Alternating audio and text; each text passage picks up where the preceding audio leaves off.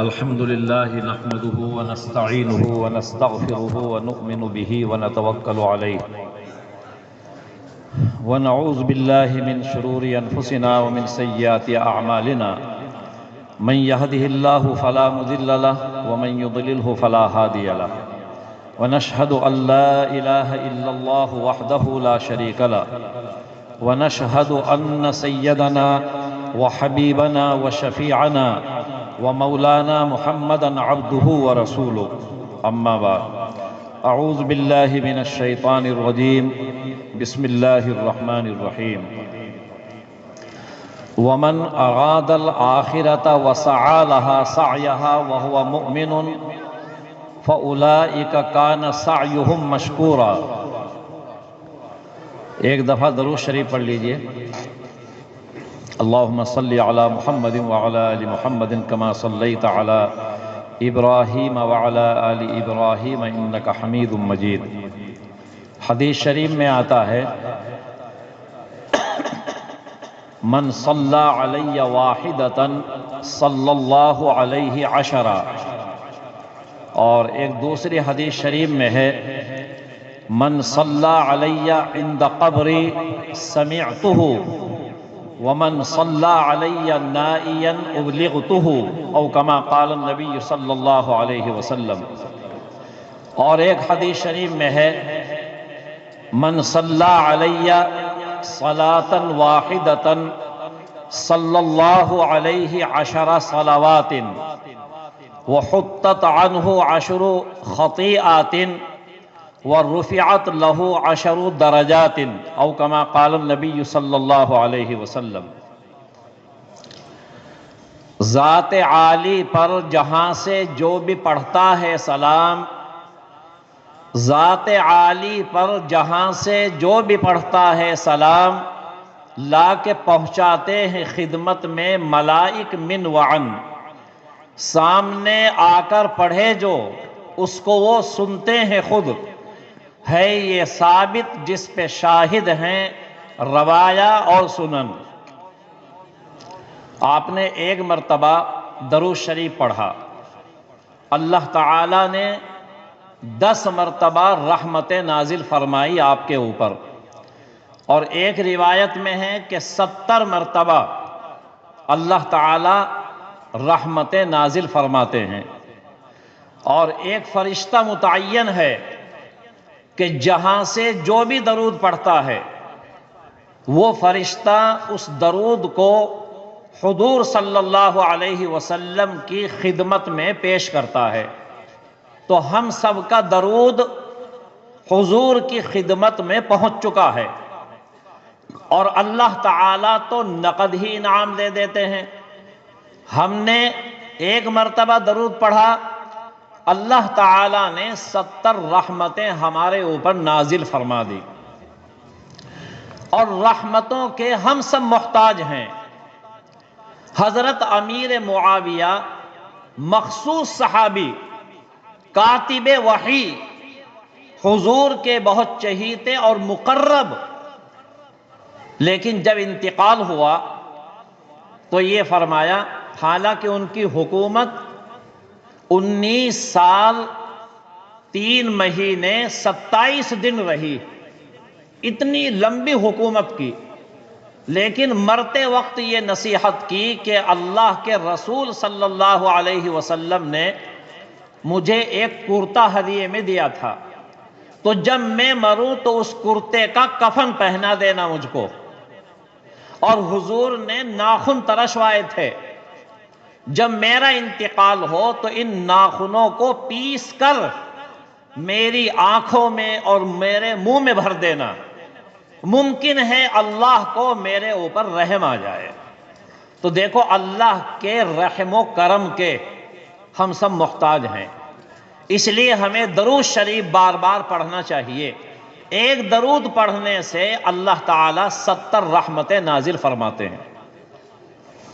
اب یہ جو جلسہ آپ کا چل رہا ہے یہ بہت قیمتی اجلاس ہے، اس میں ابھی مہمان خصوصی دیوبند سے چلنے والے ہیں یا چل چکے ہیں، شیخ الاسلام شیخ العربی والعجم حضرت مولانا سید حسین احمد مدنی رحمۃ اللہ علیہ، جن کے نام سے سب واقف ہیں، مجاہد آزادی، حکومت جن سے کانپتی تھی، انگریز جن سے خوف کھاتے تھے، ان کے صاحبزادے حضرت مولانا سید ارشد مدنی، صدر المدرسین و محدث کبیر و صدر جمعیت العلماء ہند کے چھوٹے بھائی حضرت مولانا سید اسجد مدنی دامت برکاتہم تشریف لا رہے ہیں۔ چند لمحوں کے بعد وہ اسٹیج پر تشریف فرما ہوں گے۔ حضرت مولانا سید ارشد مدنی کو تو آپ نے بہت دیکھا ہوگا، یہاں تو بہت تشریف لاتے ہیں، دیوبند میں بھی آپ تشریف لے جاتے رہتے ہیں، پردھان جی بیٹھے ہوئے تو 70 مرتبہ نہ چلے گئے ہوں، کھانا بنا بنا کے بہترین قسم کا لاتے ہیں، لے جاتے ہیں خدمت میں، اور بھی لوگ جاتے رہتے ہیں۔ بزرگوں کی نگاہ اگر پڑ جائے تو قسمت بھی بدلتی ہے۔ ایک بزرگ بیٹھے ہوئے تھے سر جھکائے، تو جب نظر اٹھائی تو کتا گزر رہا تھا سامنے سے، تو حضرت نے یہ فرمایا کتے کو، جا ظالم شیخ الکلاب بن گیا، یعنی کتوں کا سردار بن گیا۔ چنانچہ وہ کتا جب بھی جہاں جاتا تھا سارے کتے اس کے پاس آ کر کے بیٹھتے تھے، کتوں کا سردار بن گیا۔ دارالعلوم میں میرے کمرے کے قریب ایک کتا رہتا ہے اور اس کے آس پاس اتنے کتے بیٹھے رہتے ہیں، وہ بڑا کتا دیکھنے میں ہی ایسا شریف لگتا ہے کہ جیسے سارے کتے اس کے تابع ہیں۔ یہ تو بزرگوں کی نظر جب جانور پر اتنا اثر کرتی ہے تو انسانوں پر کتنا اثر کرے گی۔ اس طرح سے بیٹھے تھے، جب سر اٹھایا تو کتے پہ نظر پڑ گئی، تو حضرت نے کہا جا ظالم، کتوں کا سردار بن گیا شیخ الکلاب۔ تو جہاں بھی جاتا تھا وہ کتا، سارے کتے سر جھکا کے بیٹھتے تھے اس کے سامنے۔ تو بزرگوں کی نظر کا یہ فائدہ ہوتا ہے، اور یہ پتہ نہیں چلتا کہ بزرگ ہے کون۔ آپ جو بیٹھے ہیں آپ کی بزرگی میں کوئی کمی نہیں ہے، بزرگ بننے کے لیے مولوی ہونا ضروری نہیں ہے، جبہ قبہ شیروانی ضروری نہیں، آپ اپنا معاملہ اللہ سے صحیح کر لیجئے، آپ بھی بزرگ ہیں۔ دارالعلوم دیوبند کی جو مجلس شورا ہے جس میں 20-21 افراد ہیں، ابھی کل پرسوں ہی مجلس ختم ہوئی، پورے ہندوستان کے بڑے بڑے محدثین، بڑے بڑے محتممین، بڑے بڑے اساتذہ پورے ہندوستان کے، لیکن جن کو صدر بنایا جاتا ہے مجلس کا، اخیر میں جو دعا کراتے ہیں، وہ نہ مولوی ہیں نہ حافظ ہیں، مولوی نہیں ہے، وہ حکیم کلیم اللہ صاحب، ان کی صدارت میں شورا کا اجلاس ہوتا ہے، دارالعلوم کے محتمم صاحب، صدر صاحب اور بڑے بڑے شیخ الحدیث سارے موجود رہتے ہیں، لیکن جن کی دعا پر عام طور سے جلسہ ختم ہوتا ہے، کسی مجلس میں جلسے کے جو صدر بنتے ہیں وہ نہ مولوی ہے نہ حافظ ہے، تو کوئی کچھ بھی بن سکتا ہے۔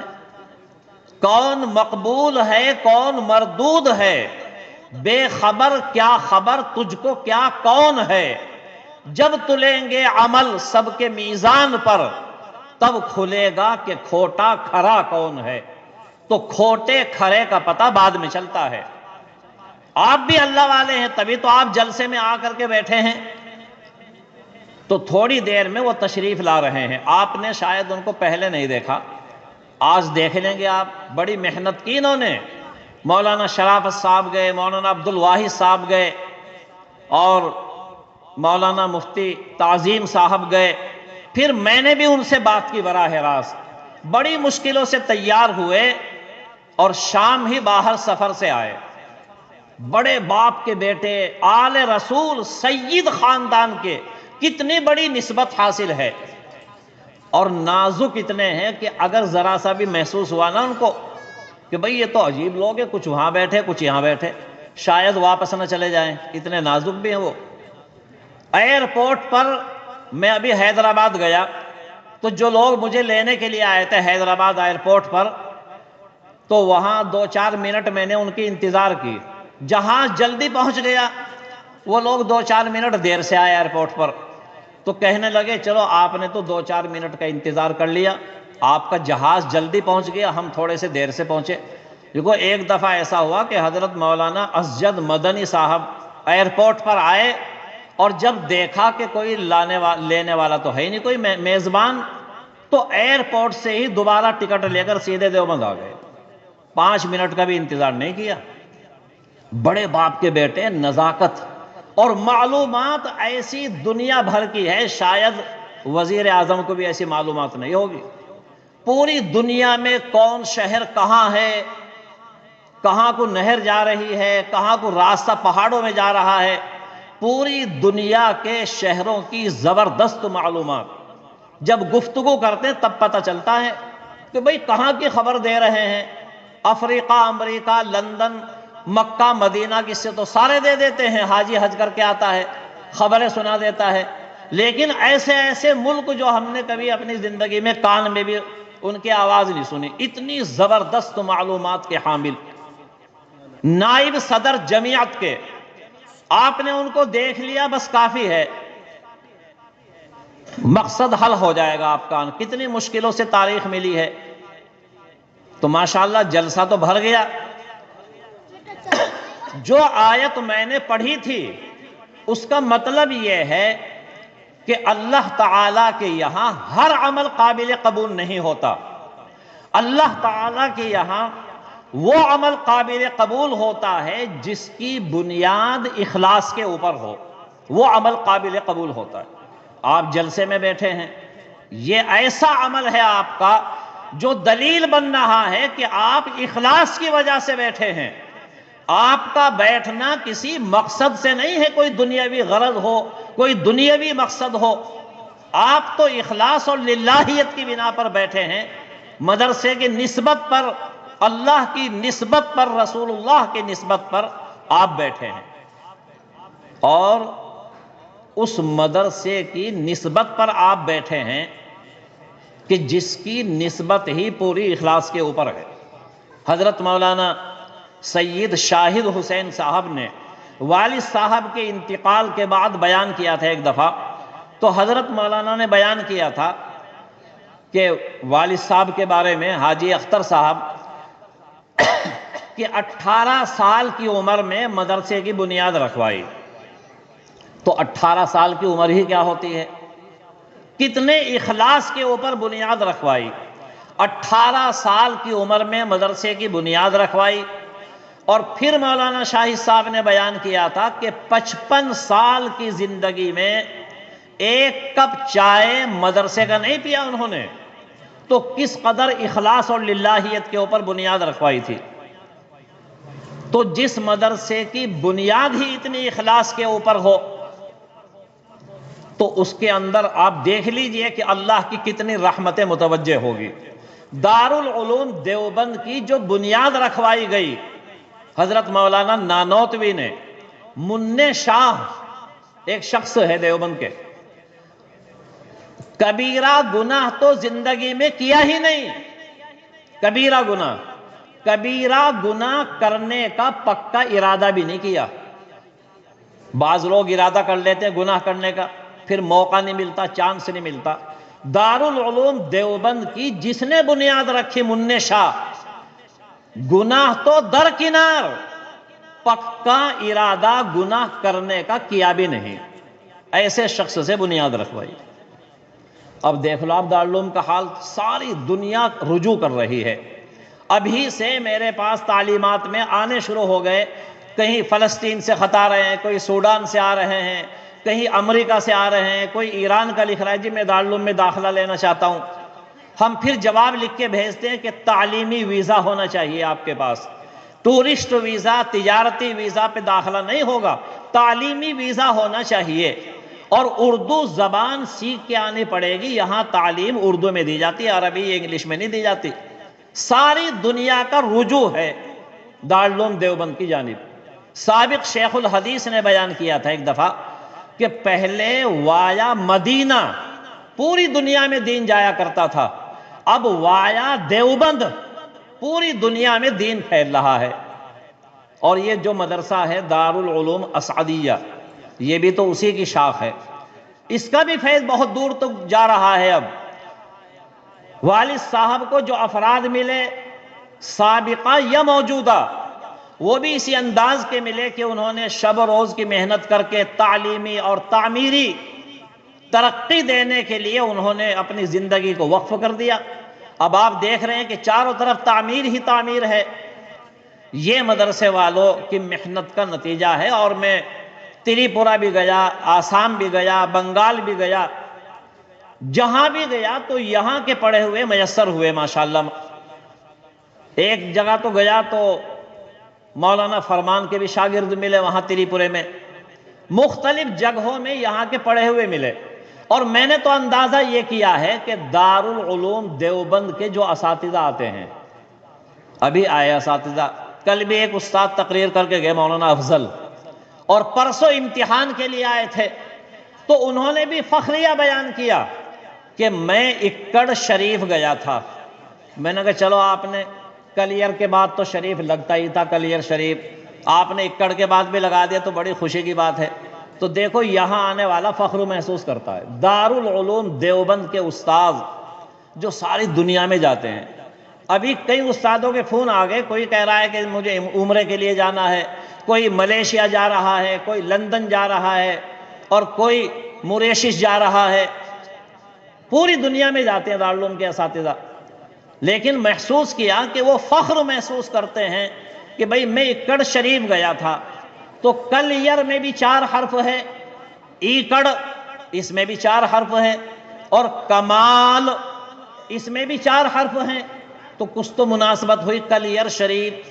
اور حضرت مدنی رحمت اللہ علیہ فرمایا کرتے تھے کہ بھئی کوئی کمال حاصل کر لو، کمال میں مال ہے، کاف ہٹا دو شروع سے، کمال تو کاف ہٹا دو تو کیا لفظ بچا؟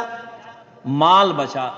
تو اگر کوئی کمال ہوگا آدمی کے اندر تو مال خود بخود ملے گا۔ ایک نقطے سے معنی کچھ کے کچھ ہو جاتے ہیں۔ دیکھو مجرم اور محرم، جیم ہا پہ نقطہ لگا دو تو مجرم، رحمت اور زحمت را کے اوپر نقطہ لگا دو تو زحمت بن جائے گا۔ ایک نقطے سے معنی کچھ کے کچھ ہو جاتے ہیں۔ اللہ کو اگر یہاں بیٹھنا پسند آ گیا، ایک نقطہ اگر پسند آ جائے تو بیڑا پار ہو جاتا ہے، معنی بدل جاتے ہیں۔ دعا کتنا اچھا لفظ ہے، لیکن عین کے اوپر ایک نقطہ لگا دو آپ تو اب بن گیا دغا۔ ایک نقطے نے مجھے محرم سے مجرم کر دیا، میں دعا لکھتا رہا اور وہ دغا پڑھتا رہا۔ تو دعا اور دغا ایک نقطے کی وجہ سے معنی کہاں سے کہاں پہنچ گئے۔ سبح اسم ربک الاعلی الذی میں اشقا ہے، اس کو دھوکے سے اگر اتقا پڑھ دیا تو معنی بدل جائیں گے، نماز بھی فاسد ہو جائے گی، دوبارہ نماز لوٹانی پڑے گی اس کو۔ تو بات یہ ہے کہ اخلاص کے اوپر مدرسے کی بنیاد رکھی گئی۔ اسی اخلاص کا نتیجہ ہے کہ لوگ کشا کشا کتنی دور سے، مہمان بھی آدھے خاصے ہیں یہاں، اچھے خاصے آدھے کے قریب قریب مہمان ہے۔ مقبولیت اللہ نے عطا فرمائی، نسبت کی بنا پر مقبولیت ہوتی ہے۔ بھئی نسبت ہی تو سب کچھ ہوتا ہے۔ عمرہ کرنے کے لیے آپ جاتے ہیں، حجر اسود کو بوسہ دیتے ہیں نسبت کی بنا پر، ورنہ حجر اسود ایک پتھر ہی تو ہے، لیکن وہ جنت سے آیا ہے۔ اس کو بوسہ دینے کے لیے لوگ اپنی جان کو داؤں پر لگا دیتے ہیں۔ کتنے حادثے پیش آتے ہیں وہاں نسبت کی بنا پر، بیت اللہ کا طواف کرتے ہیں صرف نسبت کی بنا پر۔ تو جس جلسے اور جس نسبت پر آپ بیٹھے ہوئے ہیں اور جو خصوصی مہمان تشریف لانے والے ہیں، ان کو بھی بڑی نسبت آل رسول سید خاندان کے ہیں۔ اور اخلاص کے اوپر جو عمل مرتب ہوتا ہے وہ پائیدار بھی ہوتا ہے۔ حضرت ہاجرہ صفا مروہ کے درمیان دوڑی تھی، جھپٹ کر چلی تھی اپنے بیٹے حضرت اسماعیل کے لیے پانی کو تلاش کرنے کے لیے۔ اللہ کو وہ دوڑنا پسند آ گیا حضرت ہاجرہ کا۔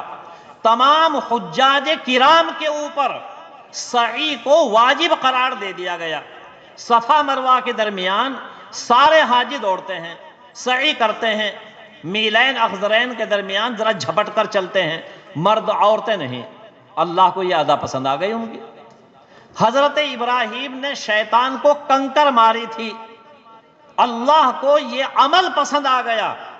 ہر حاجی کو کنکر مارنا ضروری ہے، اگر کنکر نہیں مارے گا تو حج ناقص رہے گا، واجب چھوٹ جائے گا اس کا۔ اخلاص کے اوپر جو عمل کیا جاتا ہے اللہ تعالیٰ اس کو پائیدار رکھتے ہیں، وہ بہت دنوں تک چلتا ہے۔ یہ قربانی ہے۔ دیکھو حضرت ابراہیم نے اپنے بیٹے کو قربان کرنے کے لیے چھری چلائی تھی، اللہ کو یہ ادا پسند آ گئی۔ تمام لوگوں پر قربانی کرنا ضروری ہے۔ کتنی مقدار میں پوری دنیا میں قربانی ہوتی ہے، بعض آدمی سینکڑوں جانور خرید کر کے قربانی کرتا ہے۔ جو عمل اخلاص کے اوپر مرتب ہوتا ہے وہ پائیدار بھی ہوتا ہے۔ حضرت ابراہیم نے چھری چلا دی، لیکن چھری اور گلے کے بیچ میں پیتل کا ایک ٹکڑا اللہ نے حائل کر دیا۔ اب چھری چلا رہے ہیں بیٹے کو ذبح کرنے کے لیے، لیکن وہ گلا کاٹتے ہی نہیں۔ حضرت ابراہیم نے کہا کہ اے چھری، گلا کیوں نہیں کاٹتی؟ میں تو اللہ کا حکم انجام دے رہا ہوں، گلا کیوں نہیں کٹ رہا ہے؟ تو چھری کہنے لگی کہ اے خلیل اللہ، آپ کا کہنا مانوں یا اللہ کا کہنا مانوں؟ آپ تو ایک مرتبہ کہتے ہیں اقطعی، گلا کاٹ، اور حضرت ابراہیم کے کہنے کے بعد باری تعالی 70 مرتبہ کہتے ہیں کہ لا تقطعی، کہ گلا نہ کاٹ دینا۔ تو اللہ کی طرف سے حکم ہے کہ میں گلا نہیں کاٹ سکتی، لیکن اللہ کو یہ ادا پسند آ گئی۔ پدر بولا کہ بیٹا آج میں نے خواب دیکھا ہے۔ باپ بیٹا مشورہ کر رہے ہیں آپس میں، اس لیے باپ کو بھی یہ چاہیے کہ جب بیٹے کو کوئی کام بتائے تو اس طرح بتانا چاہیے، بھئی یہ کام ہے، تیرا کیا مشورہ ہے؟ اگر یوں کہہ دیا کہ یہ کام کر اور بیٹے نے منع کر دیا تو بیٹے کو گناہ کبیرہ ہو گیا، باپ کی نافرمانی کرنے کا۔ ماں باپ کی نافرمانی کرنا گناہ کبیرہ ہے۔ ماں باپ کو ہوں کہہ دینا، تکلیف پہنچا دینا گناہ کبیرہ ہے۔ ایک مسلمان کو تکلیف دینا اتنا بڑا گناہ ہے کہ بیت اللہ کو، اللہ کے گھر کو اگر 15 مرتبہ ڈھا دیا تو یہ اتنا بڑا گناہ نہیں جو باپ کو تکلیف، ایک مسلمان کو تکلیف پہنچانے کا ہے۔ تو جب مسلمان کو تکلیف پہنچانے کا اتنا بڑا گناہ ہے کہ بیت اللہ کو 15 مرتبہ ڈھانے کا بھی اتنا بڑا گناہ نہیں، تو باپ کو تکلیف پہنچانے کا کتنا بڑا گناہ ہوگا؟ اس لیے ادب یہ ہے کہ باپ کو یہ چاہیے کہ بیٹے کو جب کوئی کام بتائے تو بطور مشورے کے بتائے۔ حضرت ابراہیم نے بطور مشورے کے کہا، قال یا بنی انی ارا فی المنام انی اذبحک فانظر ماذا تری۔ بیٹا بھی تو ایسا ہی تھا، بیٹے نے کہا قال یا ابت افعل ما تؤمر ستجدنی انشاءاللہ من الصابرین، کہ اے والد محترم، آپ کو جو حکم ہے اللہ کا آپ اس پر عمل کر لیجئے۔ باپ بیٹا دونوں جنگل میں، بالکل چٹیل میدان، جنگل، بیابان، کوئی تیسرا بھی نہیں ہے۔ باپ چھری چلا رہا ہے، بیٹا صابر و شاکر پڑا ہوا ہے۔ بیٹا مشورہ دیتا ہے کہ ابا جان اپنی آنکھوں پہ پٹی باندھ لو آپ، اور میرے ہاتھ پیر باندھ دو، کبھی آپ کو ترس نہ آ جائے۔ پدر بولا کہ بیٹا آج میں نے خواب دیکھا ہے، کتاب زندگی کا ایک نرالا باب دیکھا ہے۔ یہ دیکھا ہے کہ میں خود آپ تجھ کو ذبح کرتا ہوں، خدا کے نام پر تیرے لہو سے ہاتھ بھرتا ہوں۔ سعادت مند بیٹا جھک گیا فرمان باری پر، زمین و آسماں حیرات استاعت شعاری پر۔ رضا جوئی کا یہ منظر نظر آیا نہ تھا اب تک، یہ جرأت پیش تر انسان نے دکھلائی نہ تھی اب تک۔ کہا فرزند نے اے باپ اسماعیل صابر ہے، خدا کے نام پر بندہ پے تعمیل حاضر ہے، مگر آنکھوں پہ پٹی آپ اپنی باندھ لیجئے گا، میرے ہاتھوں میں اور پیروں میں رسی باندھ دیجئے گا۔ پدر تھے مطمئن بیٹے کے چہرے پر بحالی تھی، چھری حلقوں میں اسماعیل پر چننے ہی والی تھی۔ مشیت کا مگر دریائے رحمت جوش میں آیا، کہ اسماعیل کا ایک رونگٹا کٹنے نہیں پایا۔ ہوئے جبریل نازل اور تھاما ہاتھ حضرت کا، کہا بس امتحان مقصود تھا ایثار جرأت کا۔ یہ منت اور قربانی ہوئی منظور یزدانی، کہ جنت سے برہ آ گیا ہے بحر قربانی۔ بس امتحان مقصود تھا، اللہ نے ایک دمبا بھیج دیا جنت سے، اس کو ذبح کیا گیا، حضرت اسماعیل کو ذبح نہیں ہوا، نوبت ہی نہیں آئی کہ ذبح ہو جائیں۔ باپ نے بھی کوشش کی، بیٹا بھی پڑا ہوا ہے، لیکن امتحان مقصود تھا۔ خلاصہ یہ ہے کہ جس عمل کی بنیاد اخلاص پر ہوتی ہے اس میں برکت بھی ہوتی ہے اور وہ پائیدار بھی رہتا ہے، اس کا ثمرہ اور اس کا نتیجہ دنیا میں بھی محسوس ہوتا ہے۔ جو بھی عمل اخلاص کی بنا پر کیا جائے، اب رمضان شریف کا مبارک مہینہ آ رہا ہے، اخلاص کی بنا پر آپ روزہ رکھیں، تراویح پڑھیں، قرآن شریف پڑھیں، پریشانی اٹھائے، مشقت اٹھائے، اخلاص کے اوپر جس عمل کا مدار ہوتا ہے وہی قابل قبول بھی ہوتا ہے۔ سب سے آخری ٹکڑا جو میں نے اس آیت میں پڑھا آپ کے سامنے، وَهُوَ مُؤْمِنٌ، 4 شرطیں ہیں۔ سب سے پہلی شرط ہے تصحیح نیت، کہ نیت صحیح ہونی چاہیے۔ اگر نیت فاسد ہے کوئی عمل قابل قبول نہیں ہوتا۔ طلبہ مدرسے میں پڑھتے ہیں، اگر یہ نیت ہے کہ میں اس لیے تعلیم حاصل کر رہا ہوں کہ بڑا عالم بن جاؤں، تو کتاب میں لکھا یہ فاسد ہے نیت۔ اگر کوئی طالب علم یہ نیت کرے کہ میں بڑا محدث بن جاؤں، یہ نیت فاسد ہے۔ اگر کوئی یہ نیت کرے کہ میں شیخ الحدیث بن جاؤں، یہ نیت فاسد ہے۔ کوئی یہ نیت کرے کہ میں امام بن جاؤں، فاسد ہے یہ نیت۔ صحیح نیت ہم تمام طلباء کو یہ کرنی چاہیے کہ میں نیابت رسول میں رضا الہی اور اشاعت اسلام کے لیے داخلہ لے رہا ہوں، اس لیے پڑھ رہا ہوں، اس لیے حافظ قاری مولوی بن رہا ہوں۔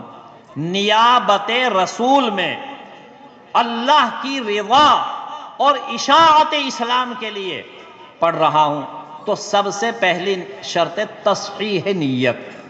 دوسری شرط یہ کہ عمل شروع کرے، یہ نہیں کہ جی کل کروں گا کل کروں گا، عمل کرنا شروع کرے، دوسری شرط یہ ہے۔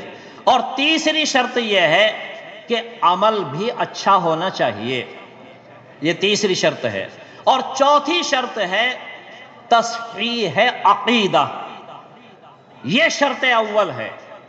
جیسے بینک میں اگر کھاتا ہوگا تو پیسے جمع ہو جائیں گے بینک میں، اگر بینک میں اکاؤنٹ نہیں ہے آپ کا، بینک میں اگر کھاتا نہیں ہے، تو آپ چاہے 10 لاکھ روپے لے کے جائیں، بینک کے منیجر سے کہے کہ میرے 10 لاکھ روپے جمع کر لو بینک میں، منیجر یہ کہے گا آپ کا تو کھاتا ہی نہیں ہے بینک میں، آپ کی رقم نہیں جمع ہوگی۔